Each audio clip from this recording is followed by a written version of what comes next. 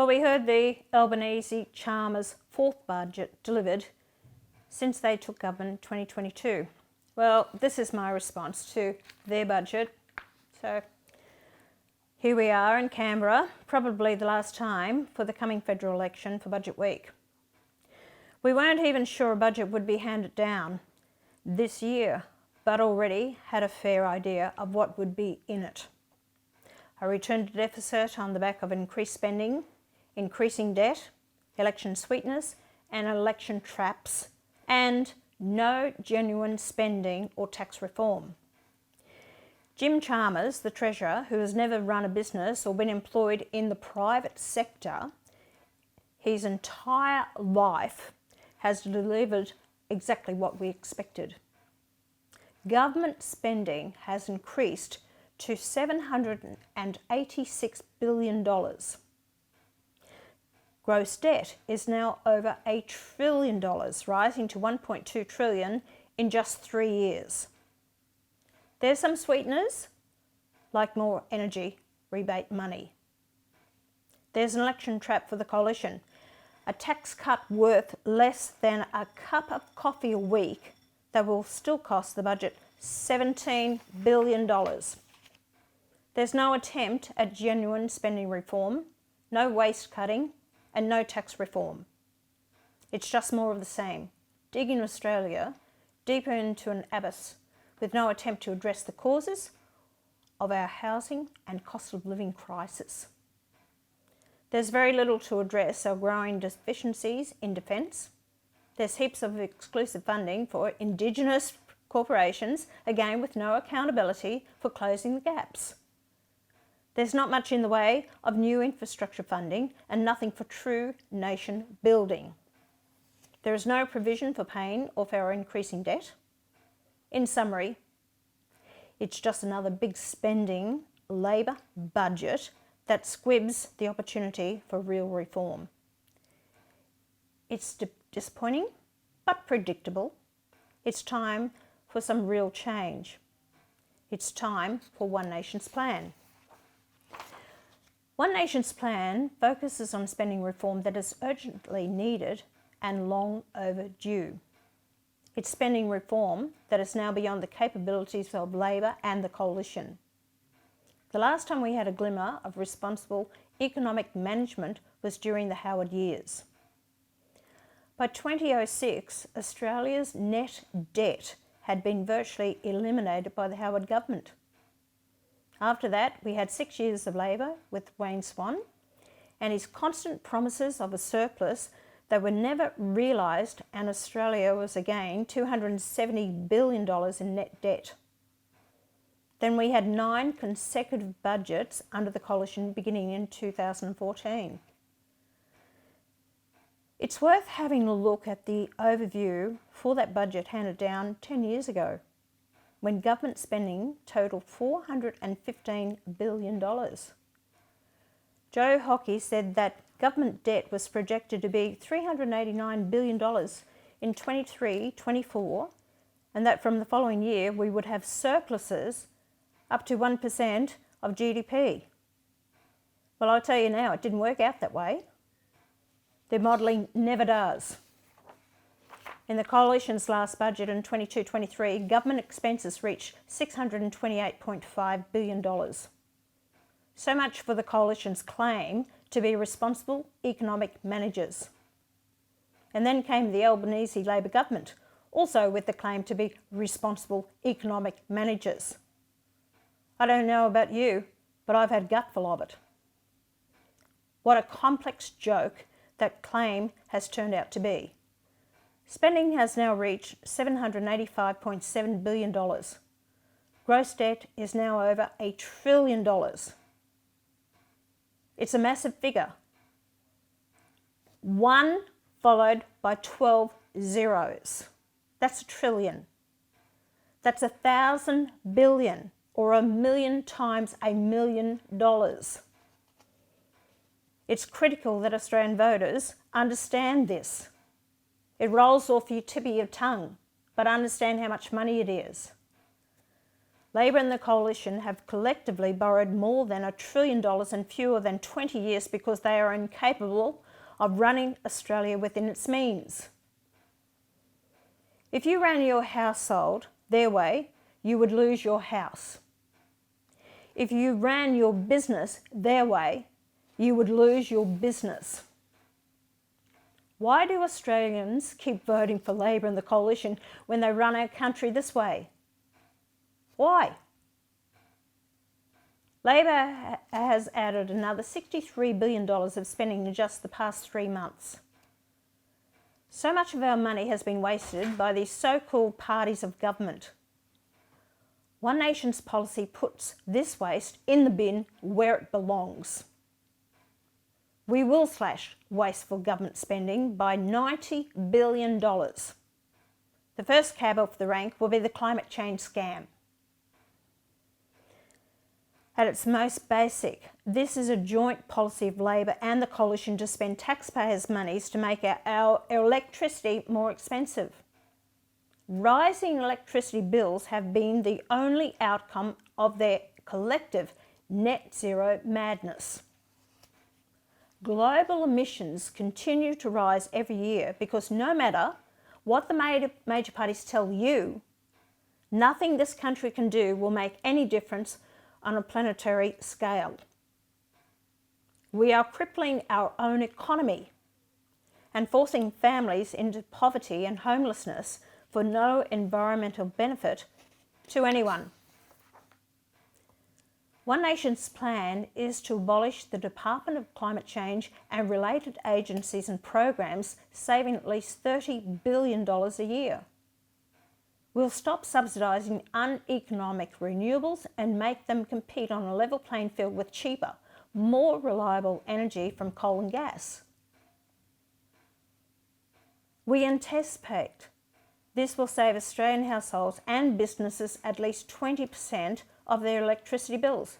We're not saying get rid of renewables, but we actually can have coal and gas. Make it cheaper for Australia. We need a diversity of power. One Nation's plan includes the abolition of the National Indigenous Australians Agency, saving $4.5 billion, and an audit on the entire Aboriginal industry. This industry has been an absolute failure in closing the gap, and I've been calling for this for the last 30 years. It is rife with fraud, corruption and nepotism, which prevents Indigenous Australians in genuine need receiving assistance while enriching those who need none. We expect to save another $8 billion in useless Indigenous grants funding. One Nation policies goes much farther and will put an end to unwarranted race-based privilege in Australia. Australians overwhelmingly rejected race-based privilege at the Voice to Parliament referendum in 2023. Equal rights for all and special rights for none is the only fair approach in a free, representative democracy. Under One Nation's policies, no Indigenous Australian in genuine need will miss out on assistance, but they will have no more assistance than anyone else in genuine need.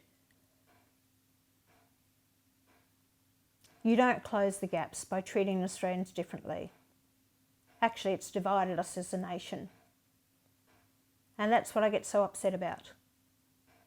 And there's a lot of Australians out there, because they're white, don't get the basic needs that they need, their kids or their assistants.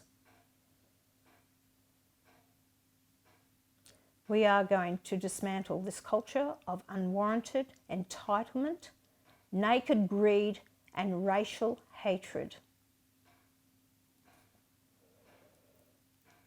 One Nation's plan includes restoring the National Disability Insurance Scheme to its original purpose, providing only reasonable and necessary support to Australians with a disability.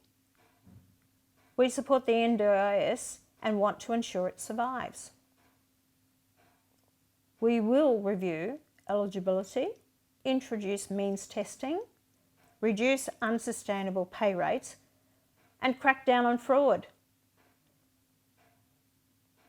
One Nation's plan also includes withdrawing Australia from a range of international bodies and agreements that do not work in Australia's interests. We must get out of the Paris Agreement. We must withdraw from the World Health Organization, the World Economic Forum, and the International Criminal Court. And we must withdraw from the United Nations and the UN Convention on Refugees. They're all out of date. We're past the use-by date. We have our own sovereignty, our own elected members of parliament. Let's run our own country, yet, not be told by these people who haven't even set one foot on Australian soil and telling us how we should run our country. It has become a haven and a platform for the worst regimes in the world, legitimising terrorist states, theocracies, and dictatorships. This is the UN. It has mutated beyond recognition. It no longer works in Australia's interests, so there's no compelling reason to remain part of it. We expect to save at least $1 billion by getting out of these organisations. We also expect at least another $3 billion in savings by reducing and redirecting Australia's foreign aid. Australians need so much help now, especially in the rising cost of living, housing, health, education, so many things. And I want to see Australians looked after first and foremost before anyone from overseas. Yes, you have a humanitarian by all means, and that's on the odd occasion, but why should we give a percentage of our GDP to other countries who have no regard, respect, and just take the money? I'm sorry, I'm for Australians first and foremost. Australia must get its own house in order before giving away money to anyone else. We must put Australians first. We will abolish the Therapeutic Goods Administration and roll out its essential functions into the Department of Health. You've got to question, why is the pharmaceutical companies putting money into the TGA? We'll also review about $3 billion worth of medicines put on the Pharmaceutical Benefit Scheme during the COVID-19 pandemic. One Nation's plan includes privatising the SBS. Yes, you heard me. There's no longer any need for taxpayers to fund the SBS. And we're talking about hundreds of millions of dollars a year. We have the internet now, providing anyone in Australia with the ability to access programming in their language from virtually anywhere. One Nation's plan also includes getting rid of most of the ABC. Oh, I can hear you cheering about that one. Everyone loves that one. Over $1.1 billion taxpayers' dollars goes into the ABC that is so left-leaning that you can't get fair account of issues. There is a case for taxpayers to fund ABC services in Australian markets where commercial media will not operate as a broadcaster and last resort. There is no longer any compelling case for taxpayers to fund the ABC in larger markets already saturated with media services. If people in these markets want ABC services, then they can pay for them, not taxpayers. We expect to save more than $1 billion from this measure. Our only revenue measure is something else that is long overdue, getting a fair run for our natural gas resources. One Nation's plan includes raising an additional $13 billion by charging levies at the point of extraction instead of on profits. We will also create a national domestic gas reserve so that Australia no longer faces energy shortages thanks to Labor's reckless obsession with renewables. By slashing $90 billion in government waste, One Nation liberates resources to pay down federal debt, invest in national building infrastructure and put $40 billion back in Australia's pockets. One Nation will implement a range of cost of living and tax relief measures. These include halving the fuel excise to 26 cents per litre for at least 12 months with an option to extend, eliminating the excise on alcohol served in hospitality venues, freezing the increases in the alcohol excise that occur twice a year and reviewing the excise regime entirely, exempting insurance premiums from the GST, allowing couples with at least one dependent child to split incomes and file joint tax returns, saving these families thousands of dollars in tax, allowing aged and veteran pensioners to earn money working without affecting their pensions, and lifting the tax-free threshold to $35,000 for self-funded retirees. Our plan includes additional elements that will put more money back in Australians' pockets. We'll crack down on Medicare fraud, estimate it to be up to $3 billion a year, and after a comprehensive review, implement practical measures to improve bulk billing rates to keep more GPs in the system. One Nation will improve home affordability by exempting basic building materials from the GST for the next 5 years for homes valued up to $1 million. This will also reduce the risk of building and construction companies collapsing. It's part of our overall policy to address Labor's housing crisis. With a policy now weekly copied by the major parties, One Nation will ban foreign ownership of residential property to increase housing supply for Australians. To improve affordability, we will also enable superannuation funds to invest part of an individual super as equity in the individual's primary residence. It's another policy weekly copied by the coalition, but unlike their policy, our policy leaves an individual super balance intact. One Nation's immigration policy will also have a big impact on Labor's housing crisis. One Nation will cap immigration at 130,000 people per year for all visa categories, including foreign students, to substantially reduce housing demand. This represents an effective reduction of 570,000 people a year. High immigration is costing taxpayers. It is not benefiting the economy. It's driving up inflation through high rents and, perversely, for the Labor government obsessed with net zero, driving up Australia's emissions. It is increasing congestion in our cities and impacting on public services. And mainly, it's driving up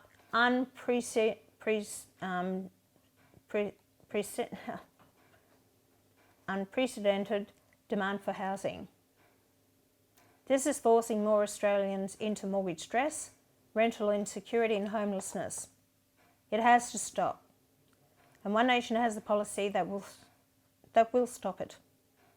We're the only party with an immigration policy that meets the expectations of the majority of Australians. One Nation is also backing Australians' farmers in Labor's undeclared war on the sector. We'll reverse the ban on live sheep exports. We'll restore balance to the Murray-Darling Basin Plan and let irrigators keep the water. We'll reduce their energy costs, build more efficient paths to export their produce, and look at better protections against cheap food imports. We'll also protect farmers' land and water from foreign ownership. One Nation will also invest in Australia's future with some real nation building infrastructure. This includes the Hellgate Dam in Townsville, scrapped by Labor 2 years ago, and other water security projects. It includes building on the Inland Rail project to develop a national rail circuit for freight and passengers. It includes developing a world-class export and import container hub at the Port of Gladstone. It most definitely does not include even one more wind turbine, but we will support low emissions coal, gas and nuclear energy to power Australia's future more cheaply and reliably. One Nation is advocating the policies that alleviate the interests of Australians over special interests, foreign interests and harmful ideologies. We're advocating the policies that Australians want.